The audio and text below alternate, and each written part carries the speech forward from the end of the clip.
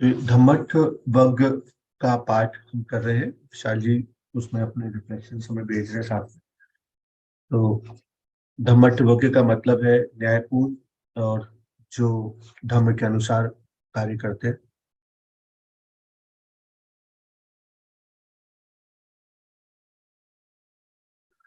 तो इसमें जो हम वर्ष पढ़ने जा रहे हैं 260 एंड 261। उसके पहले का कंटेक्स्ट है कि ये वर्सेस को भगवान बुद्ध ने जेतपुर मोनेस्ट्री में बोला था और थेरभद्रिय के रेफरेंस में बोला था। थेरभद्रिय को लकुंडक लकुंडक भद्रिय भी जाना जाता था। इसका मतलब होता है लकुंडक भद्रिय का मतलब है कि वो हाइट में छोटे थे, इसलिए काफी छोटे थे। एक बार 30 भिक्खु आए भगवान बुद्ध को प्रणाम करने। तो भगवान बुद्ध जानते थे कि ये जो 30 भिक्खु आ रहे हैं इनका समय आ गया है, अर्थशिप अभी इनको मिल सकती है, उनकी पारमी पुष्ट हो गई है। तो उन्होंने उन भिक्षुओं से कहा जब वो उनको प्रणाम करने आए कि क्या आपने किसी थेरा को देखा जब वो आप मेरे रूप में आ रहे थे। तो उन 30 भिक्षुओं ने कहा कि उन्होंने थेर को तो नहीं देखा, लेकिन उन्होंने एक दे सा ओनली यंग समनेरा एज दे केम इन। तो एक जवान कोई अभी जो समनेर है, अभी अभी जिन्होंने दीक्षा ली है, उस तरह से उन्होंने देखा किसी को जब वो अंदर आ रहे थे। क्योंकि वो भिक्षु लोगों को कंफ्यूजन हुआ, क्योंकि वो लकुंडक भट्टी को उन्होंने ऐसा समझ लिया। Whereupon the Buddha said to them, Bhikkhus, that person is not a Samnera, he is a senior Bhikkhu। भगवान बुद्ध ने उनको बताया कि भिक्षुओं, वो व्यक्ति एक समनेर नहीं है, अभी नया नया ऑर्डर नहीं हुआ है, वो तो एक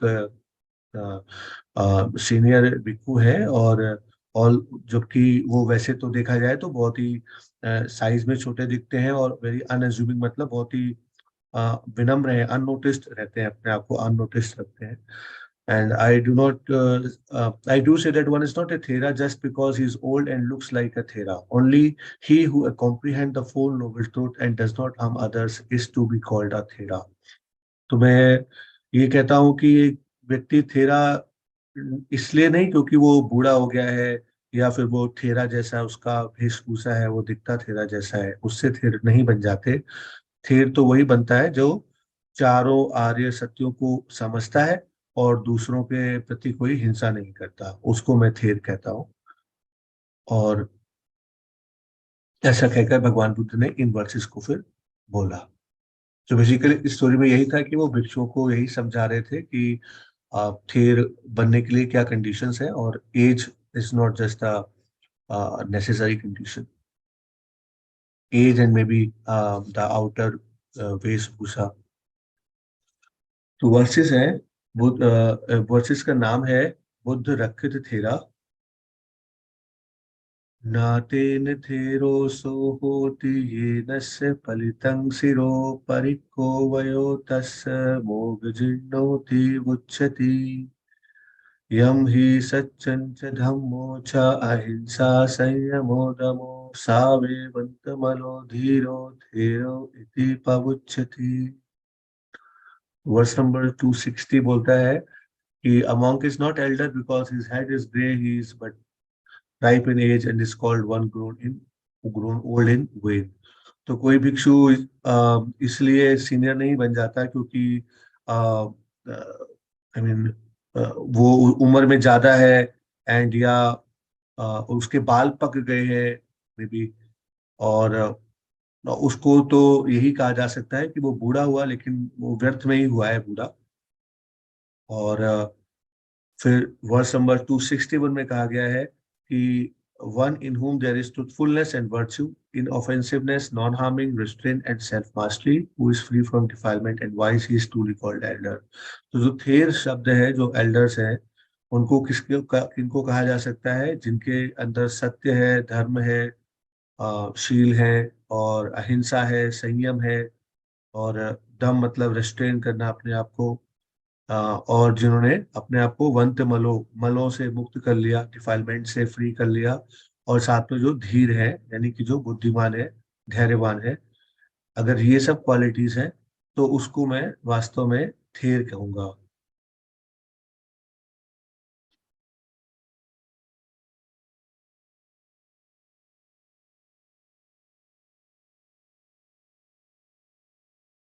तो इन वर्सेस के बाद जब फर्दर रिफ्लेक्शंस है तो उसमें इन्हीं के ऊपर रिफ्लेक्शन है। स्टोरी ऑफ तुच्चो पोट्टिला फ्रॉम लिविंग धम्मा अजांचा की रेफरेंस से ये हम बता रहे हैं कि स्टोरी ऑफ तुच्चो पोट्टिला था। तो पोट्टिला एक सीनियर भिक्खु थे एंड उनको त्रिपिटक अच्छे से पता थी। और वो त्रिपिटक को 500 भिक्षुओं को सिखाते थे, त्रिपिटक के माध्यम से धम्म सिखाते थे। और चूंकि वो त्रिपिटक जानते थे, उनको ही knew that Pitika, I mean Pitika लिखा है तो maybe one of the Pitika, Sutta Pitaka या विनय पिटक, what- जो भी था, तो उनको थ्योरी काफी अच्छे से पूरी तरह से पता थी। तो चूंकि उनको पिटक पता था तो इसलिए उनके अंदर थोड़ा अहंकार था। और भगवान बुद्ध जानते थे इस कमजोरी को, और वो उनके रास्ते को ठीक करना चाहते थे और उनको सही रास्ते पे लाना चाहते थे। तो जब जब भी पोथिला भगवान बुद्ध के पास प्रणाम करने आए तो भगवान उनको एड्रेस करते थे एम्प्टी हेडेड पोथिला, खाली दिमाग का पोथिला। तो जब पोथिला ने भगवान बुद्ध के ये रिमार्क सुने तो उन्होंने उनके ऊपर विचार करना शुरू किया कि भगवान बुद्ध ऐसा क्यों बोल रहे हैं। एंड उनको जब विचार किया तो उनको रियलाइज हुआ कि उन भगवान बुद्ध ने जो थोड़े से अनकाइंड रिमार्क है, उतने अच्छे रिमार्क नहीं है उनके लिए बोले, क्योंकि पोथिला ने कोई भी उसने स्वयं पोथिला ने कोई भी एक गंभीर प्रयास नहीं किया था कि वो मेडिटेशन करे। और उसने अभी तक ऐसा कोई भी मग्गा और क्या कहते हैं, या उसका झाना का लेवल ऐसा कुछ अचीव नहीं किया था, ये उसने समझा। तो फिर उसने क्या किया कि किसी को बताया नहीं, और वो एक दूसरी मोनास्ट्री पे चला गया जो जेतवन मोनास्ट्री से 20 योजन दूर थी। और उस मोनास्ट्री में 30 भिक्षु थे। तो वो पहले तो सबसे जो सीनियर भिक्षु थे उनके पास गए और उनसे विनम्रता पूर्वक कहा कि आप मेरे मतलब आचार्य बनिए।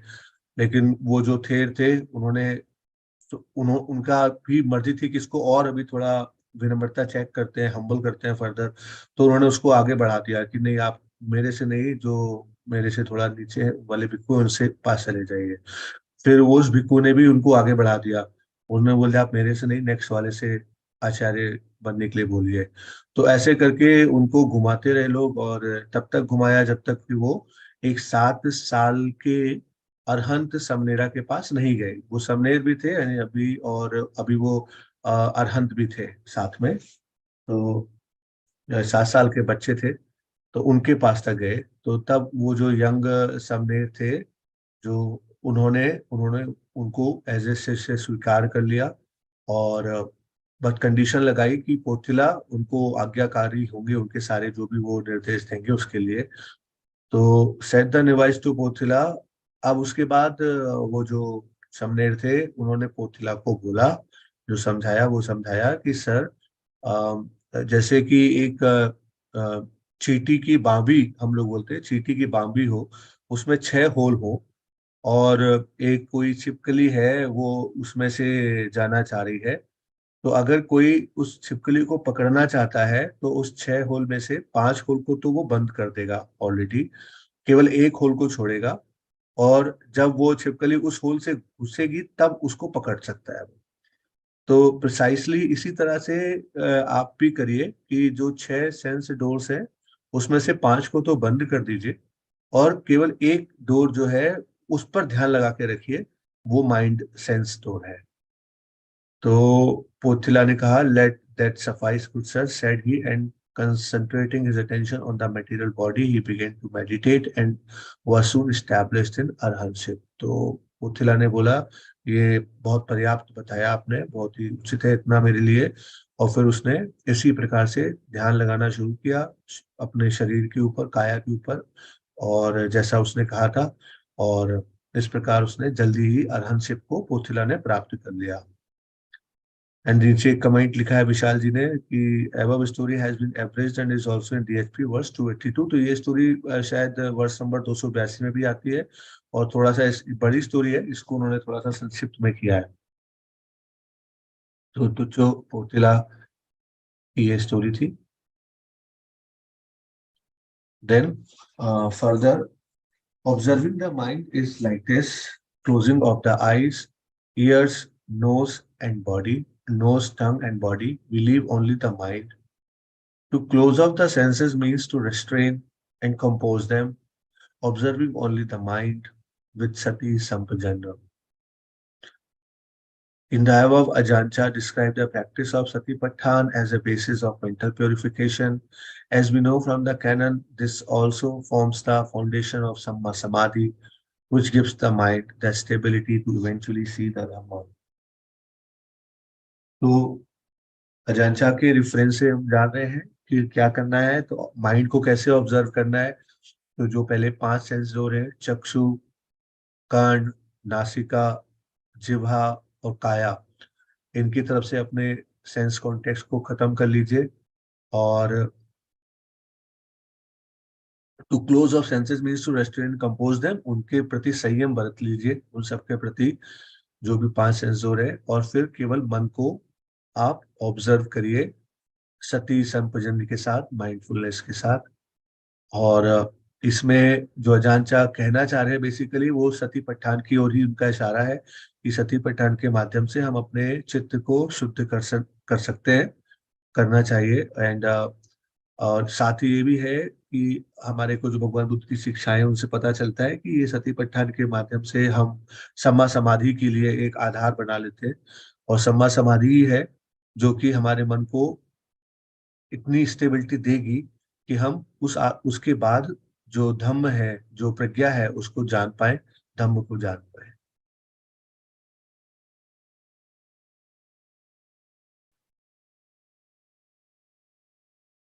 देन फर्दर रिफ्लेक्शंस और पढ़ते हैं विशाल जी के, इसी में आगे कंटिन्यूशन है। जो भगवान बुद्ध ने जैसे इस स्टोरी में बताया, और भी जो सीनियर अजान्स हैं जो भी है, तो उन्होंने भी ये बताया है कि सीनियरिटी मतलब कोई उम्र इसका पैमाना नहीं होती कि धम्म को कैसे जानना है। और जो भगवान बुद्ध की शिक्षाएं हैं वो तो, उसमें बहुत सारे ऐसे लोग हैं जो यंग हैं और फिर भी वो संबोधि को प्राप्त हुए। और इवन जो गृहस्थ हैं वो भी धर्म में आगे बढ़े, अवेकन हुए। तो इंस्टेड तो जब उम्र अगर पैमाना नहीं है तो क्या पैमाना है, तो उसका जो मानना है कि जो पारमी है, पारमीज का जो हम एकत्रित करते हैं, वो बताती है कि हम संबोधि प्राप्त करने के कितने पास है या कितने दूर है। और जो सारे प्राणी हैं सिवाय अरहंत के, क्योंकि अरहंत के अंदर तो अविद्या नहीं होती, तो बाकी सारे प्राणियों की जो चित्त है वो एक तरह से झूला झूलता है पारमी और किलेशा की तरफ। जैसे या तो वो अच्छे कर्म की तरफ, अच्छे संस्कारों की तरफ झुकता है, या फिर बुरे संस्कारों की तरफ झुकता है। तो वो एक ऐसे झूले की तरह झूलता रहता है सभी प्राणियों का चित्त। और ये जो हम भव में पड़े हुए हैं, जिसकी एक अनंत श्रृंखला है, उसमें जो हमारी एज है वो तो, हमारी जो इस लाइफ की एज है वो इंडिकेटर हो नहीं सकती कि हम स्पिरिचुअली कितने आगे बढ़ गए हैं। और जो भगवान बुद्ध की शिक्षाएं हैं और जो क्रूबा अजान्स हैं, वो भी बोलते हैं कि जब भी किसी की पारमी एक पर्टिकुलर एक किसी संतृप्त लेवल तक पहुंच जाती है, तो उसके बाद फिर समाधि प्राप्त होना निश्चित ही हो जाता है। उसको फिर कोई अ, अकाट्य हो जाता है, उसको कोई रोक नहीं सकता। तो दिस एक्सप्लेन, और यही कारण है शायद जो हम देखते हैं कि बहुत सारे लोग जो बहुत ही छोटी उम्र में, या फिर बहुत सारे गृहस्थ लोग वो जिन्हों संबोधि प्राप्त हुई, तो इट इज बिकॉज कि उनकी पुरानी पारमीज थी। और लेकिन बहुत सारे ऐसे भी लोग होंगे जो कि मोनास्टिक्स रूल्स को फॉलो कर रहे हैं, जीवन भर उन्होंने काषाय वस्त्र धारण किए, लेकिन अभी उनको संबोधि प्राप्त नहीं हुई। तो नेक्स्ट में लिखा है कि हमारा जो भी जीवन है, जो भी जीवन मिले, उसमें पारमीज को एकत्र करना ही हमारा एक सहारा है। जब तक कि हमारे मन में अविद्या है, तब तक that is the soul refugee. And एक जीवन जो कि बहुत ही ईमानदार तरीके से बिताया गया, भगवान बुद्ध का जो नोबल पाथ है, एट नोबल पाथ, उसको फॉलो करने के लिए, वो हमारे लिए शायद हमारे अस्तित्व में रहने का सबसे अच्छा यूज हो सकता है। क्योंकि उसी के थ्रू शायद हम एक साफ सुंदर चित्र को बना सकते हैं, और वो शायद सबसे बहुमूल्य चीज होगी हमारे लिए इस दुनिया में। And the other message in today's reading is similar to last times. तो पिछली बार हमने धम्मट सूत्र में जैसे पिछली बार हमने जो पढ़ा था, तो उसमें भी था कि जैसे एक भिक्षु थे, एक उदान, उन्होंने केवल एक ही उदान पढ़ा था, लेकिन उसके लिए वो फॉरेस्ट के जो देव थे वो आके तालियां बजाते थे। तो कोई भी चीज को समझो तो अच्छे से समझो, तो उसी के रेफरेंस में शायद लिखा है विशाल जी ने। Accumulation of knowledge, wisdom from the suttas, Venerable Pothala is not awakening. Since the Buddha's time, practitioners have often confused the two or assumed that more sutta knowledge will inevitably lead to awakening. तो वो पोथिला को यही doubt हो गया था कि उनको लगा कि उन्होंने बहुत सारे सुत्ता को याद कर लिया है, तो उनको संबोधि की तरफ चले जाएंगे।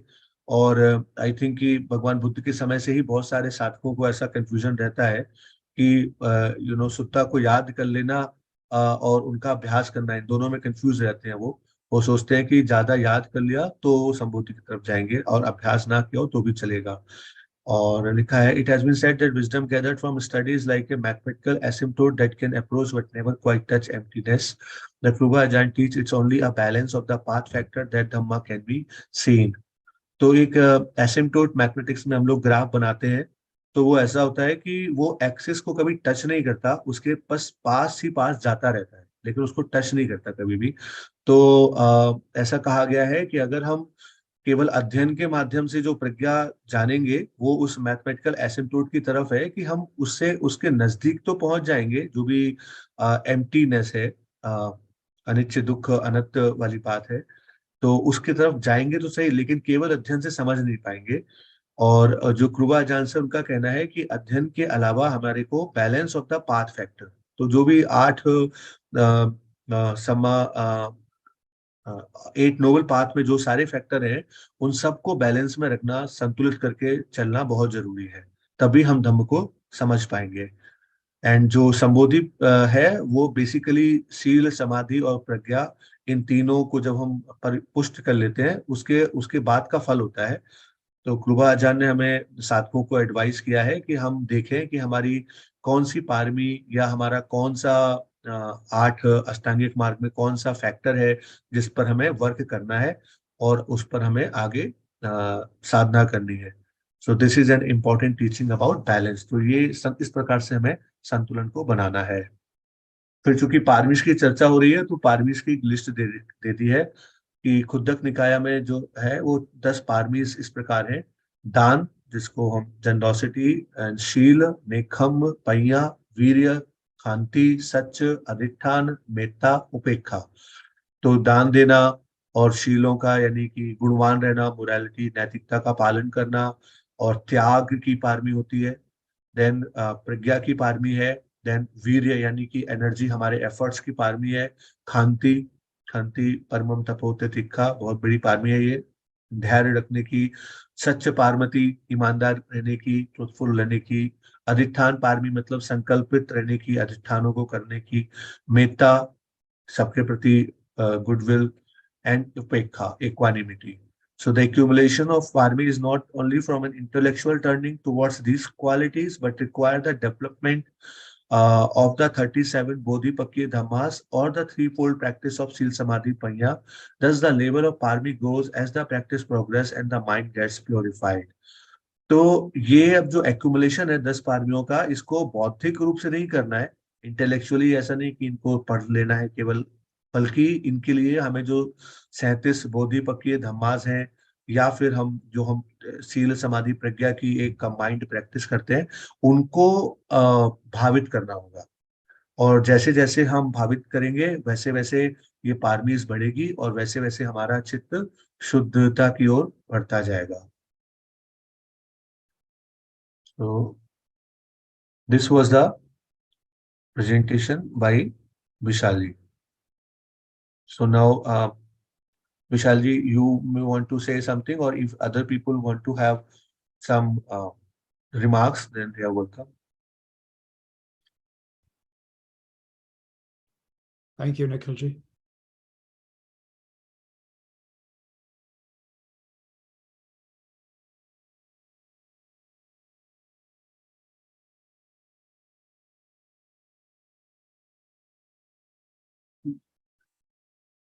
In the meanwhile, I have few things to say. I have few doubts and I have few remarks. Uh, remarks तो ये था कि this is very very nice and very deep. Like आपने मुझे पहले भेजा था तो in the night I was reading and I was on a high. I just don't know what to say. It is too deep and too beautiful. So thank you for taking your time and sending these. And then अभी मुझे कुछ confusions जो थे वो थे समनेर versus Arhant समनेर मतलब हम किसको बोलते हैं who is samanera means I think as I translated जो स्टार्टिंग है उसको समनेर बोलते हैं और उसके बाद आगे बढ़ते हैं तो अगर वो सच है तो फिर यहाँ पर हमने ये लिखा सेट द नोवाइस टू पोथिलास novice as I understand it means the new one जो अभी नया नया आया है and young Samnera accepted him, but he was already Arhant. So Samner as well as Arhant, I'm a bit confused in this terminology. If you want to clear, Vishalji. Sure. So Nikhilji, there is, I think, a couple of instances in the Pali Canon where a very young boy becomes an arahant, is fully enlightened. And I think this, I don't know if this refers to that same individual that I think is also in the suttas, but in this case, this is a fully enlightened being who is very young. He became fully enlightened even before he became fully ordained. So there isn't really a contradiction. It is a young person, but he is fully awakened. So it just highlights that an individual doesn't need to necessarily be even a fully ordained monk, and they could see awakening, the full awakening.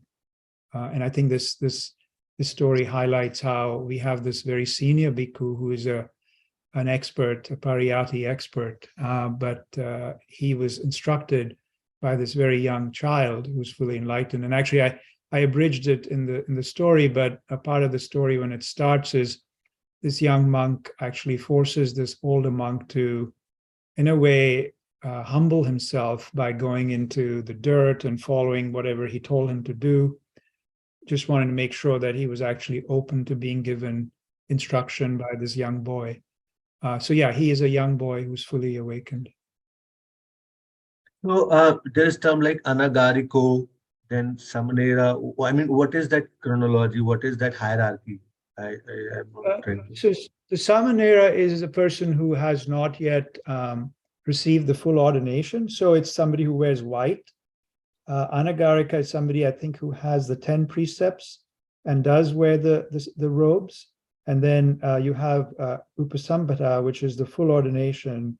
And there's a certain period of time, usually in the monastic rules, that in certain temples they might have you be a samanera for a certain amount of time, and then decide that you're ready to be, wearing getting the 10 precepts, the anagarika, and then after a certain period of time they might give you full ordination. In other temples, you may go directly to the 10 precepts and then on to full ordination. But this is just the sort of the stepwise process by which you get full ordination.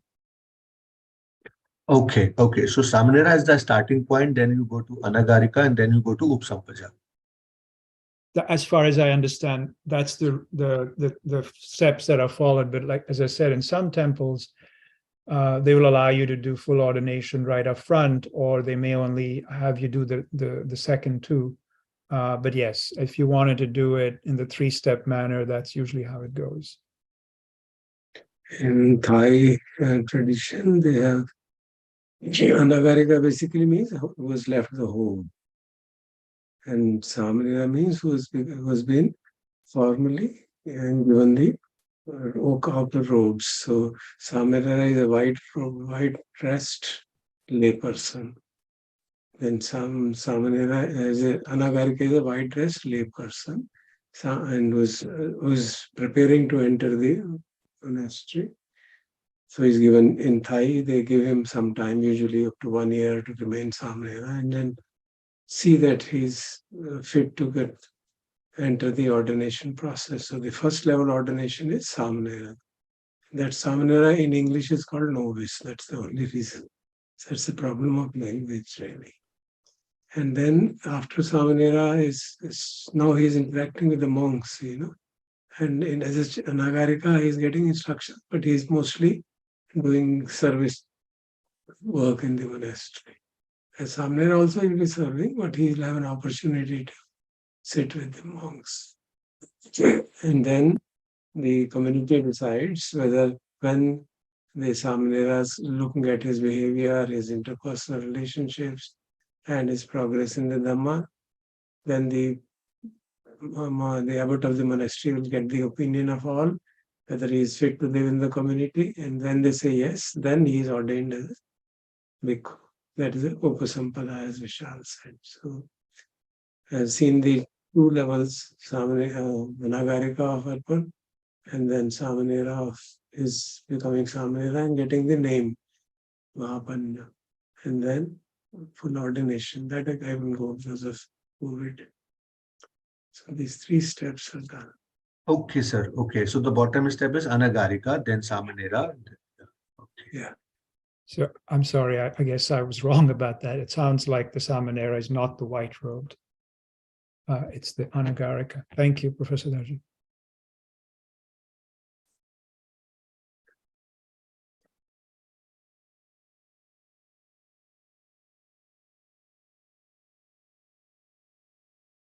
And regarding this line, as we know from the canon that this also forms the foundation of Samma Samadhi, which gives the mind the stability to eventually see the Dhamma.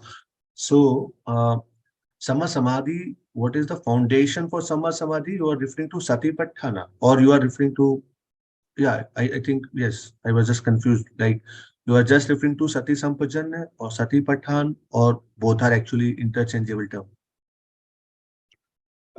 So this is something that is quite important, I think, because oftentimes people think of Satipatthana, the practice, as one that builds only the wisdom faculty. But actually, if we look at the canon, the Satipatthana serves as the foundation of Samma Samadhi, and it's mentioned in the Chula Vedala Sutta.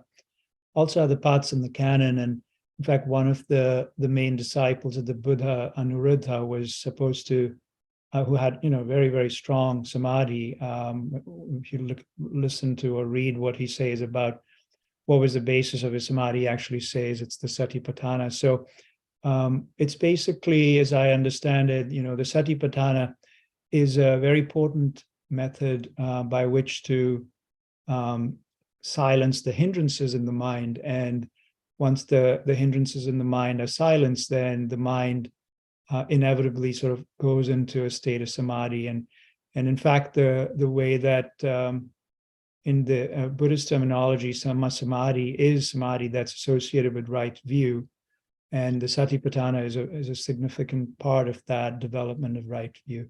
So that's why I thought it would be important to point that out, because the Satipatthana is a very important link between samadhi and right view, or what's usually thought of as a practice that's mostly based on quote-unquote vipassana, but it's actually in the canon, it forms the basis of samadhi itself.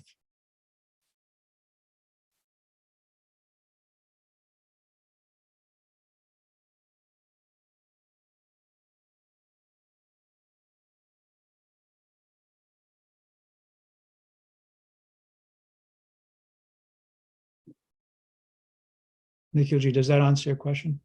Yeah, that's true. So what you said, let me summarize that Satipatthana will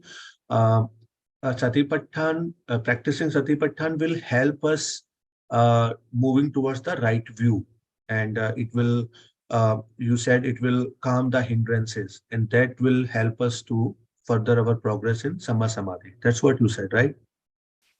Right. So as I understand it, the Satipatthana is along a continuum. In the Pali Canon, the Buddha talks about, there's ways in which to stop unwanted thinking or how to deal with hindrances. There's a very elaborate methodology, and there is a very nice, I think it's Majjhima Nikaya 11, if I'm remembering correctly, which talks about some of these methods. But then there's also the Satipatthana, which once you've gotten a certain level of control of the mind, then one is able to see the rising and cessation of mental activity. And when we're able to do that, then we can actually use satipatthana, because our mind's not caught up in restless thinking all the time. But at that stage, then that is the stage when the mind can then be ready to enter samadhi, because it's done the preliminary work of sort of letting go of some of the real coarse defilements that will not even allow the mind to be able to see the arising and cessation of phenomena. So once we've done that, then we can actually use the satipatthana.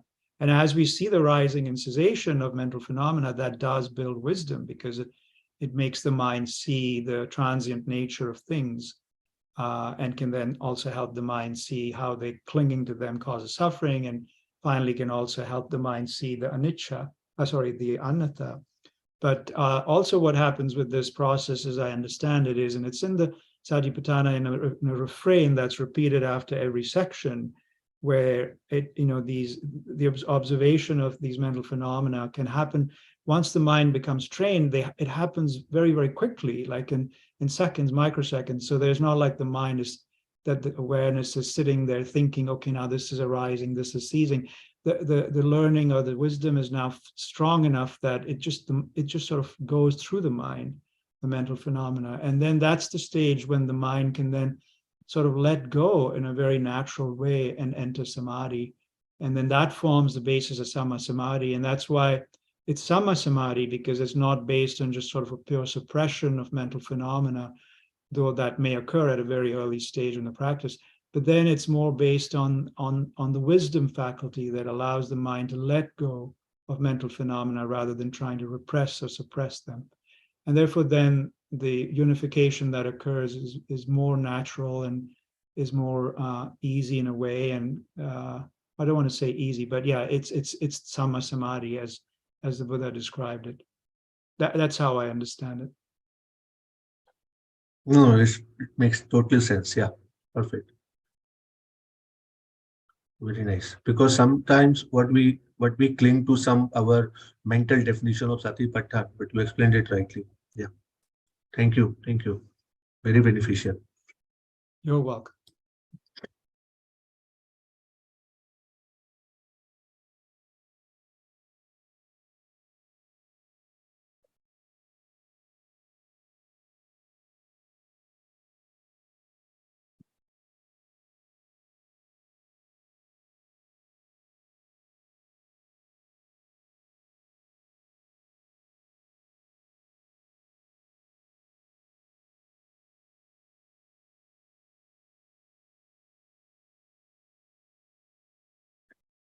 I was reading this line and I was getting a high. And an infinite chain of bhava, the chronicle age and lifetime may not be an indicator of spiritual maturity. Think I was in the night and I was reading this. What was happening? That is such a um, profound thing. I'm happy to hear that.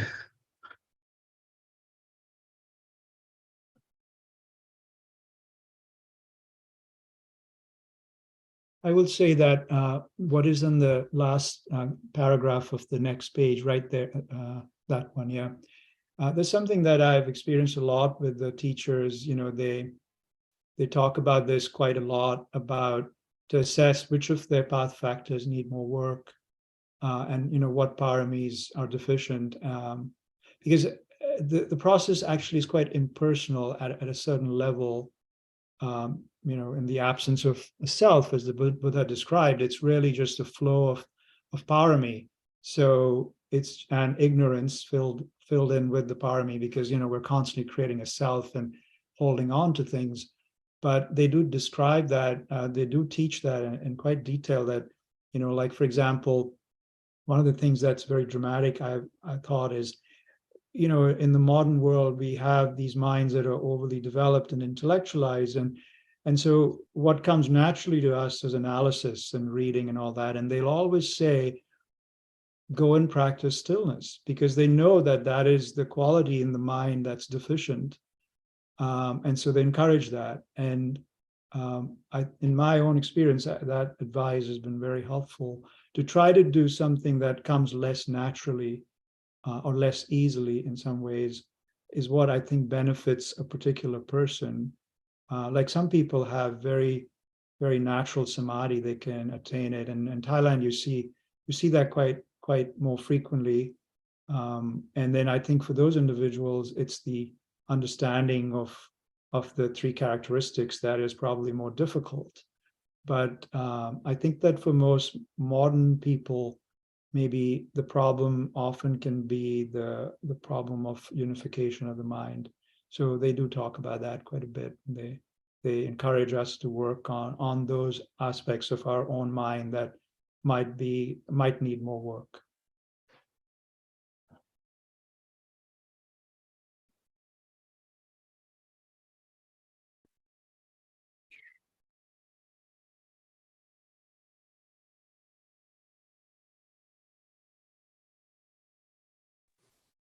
It's a very nice discussion, but what kind of discourages people like me is that ultimately you are expected to see the phenomena as they arise in your mind. You use these words at the microseconds level. I don't know whether any of us will be capable of doing that.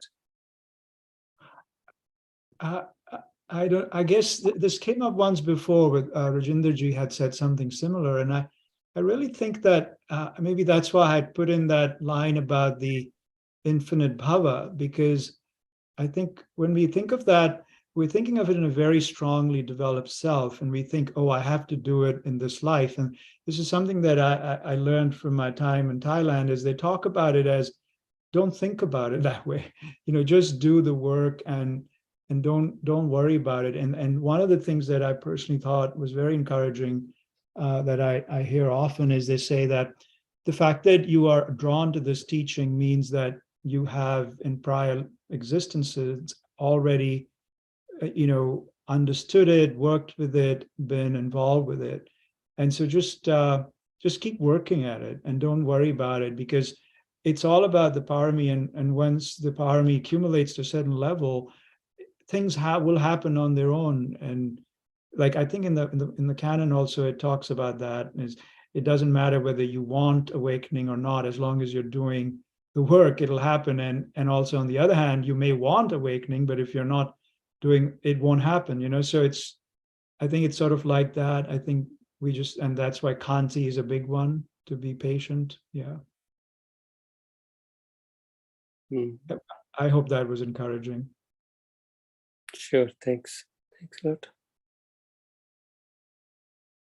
There comes a time in practice when it said, there's something called in these Burmese that they use a concept called Chul Sutapanna, which means he's not really entered this stream of liberation, but he's entered the stream of Dhamma, which means his basic understanding of Dhamma and his basic practice of Shil, Samadhi and Panya is sufficient to make sure that now Dhamma will take over rather than he doing anything.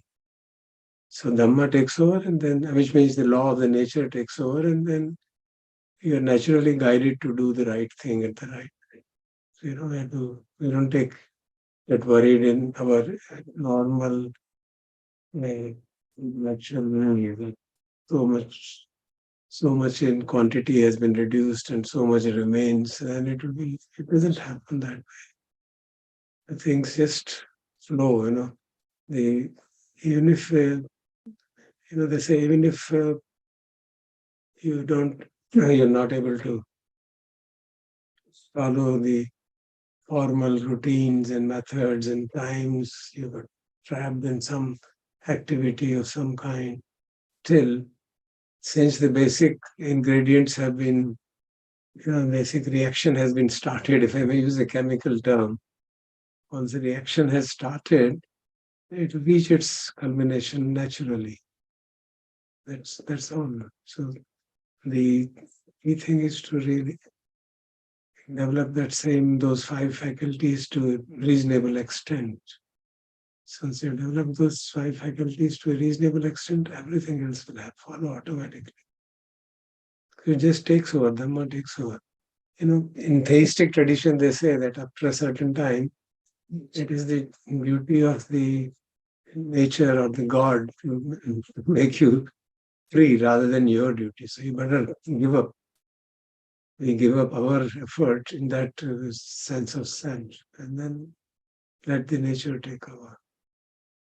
So it's not a hopeless situation. That's why I said so. Thank you, Prasada, for those encouraging words.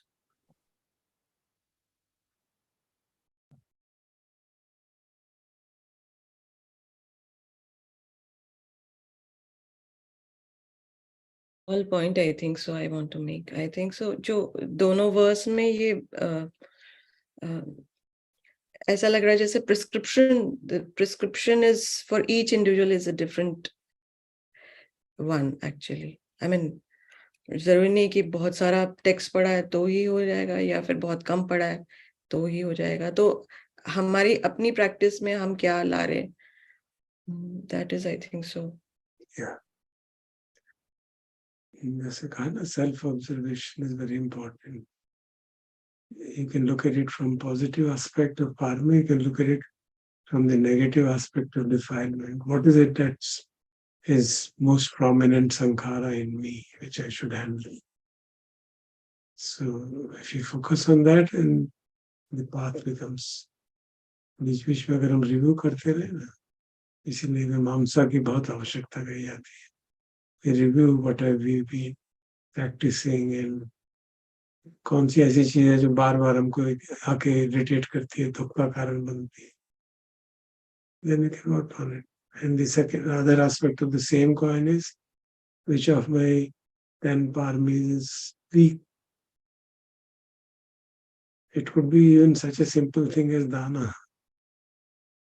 You may not have, an intellectual people quite often think, अरे दान का क्या, ये क्या कर दो थोड़ा बहुत. You know, it's like not done with that shraddha. That's why we chant, Dhanam Dadantu Shraddha. So there, if you take care of these, as you said, 37 aspects. So faculties में सबसे बड़ी पहली faculty श्रद्धा की आती है. Intellectual लोगों के लिए बहुत मुश्किल हो जाता है.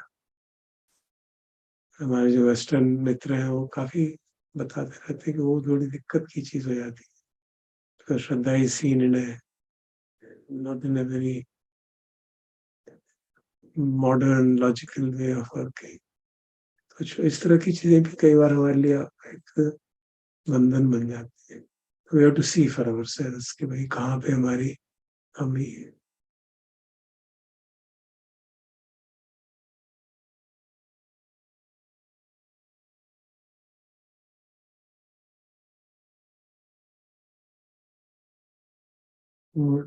Thank you, Vishal, and thank you, Nikhil. Thank you. Thank you. Thank you, Vishal ji. Thank you.